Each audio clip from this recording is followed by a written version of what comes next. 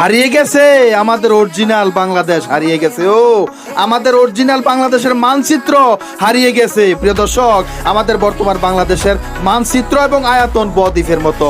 আমাদের দেশটাকে, দেশের রাজ্যগুলোকে খাপলিয়ে নেওয়ার পর আমাদের বর্তমান বাংলাদেশের আয়তন হয়ে গেছে বদ্বীপের মতো। অথচ আমাদের বাংলাদেশের অরিজিনাল বাংলাদেশ ছিল এই বাংলাদেশ, অরিজিনাল মানচিত্র ছিল এই মানচিত্র।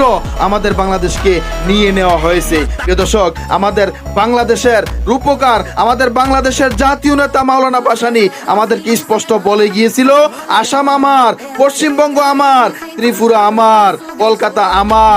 এগুলো যতদিন পর্যন্ত ভারতের কবল থেকে ফিরে না পাওয়া যাবে ততদিন পর্যন্ত বাংলাদেশের স্বাধীনতা ও মানচিত্র পূর্ণতা পাবে না।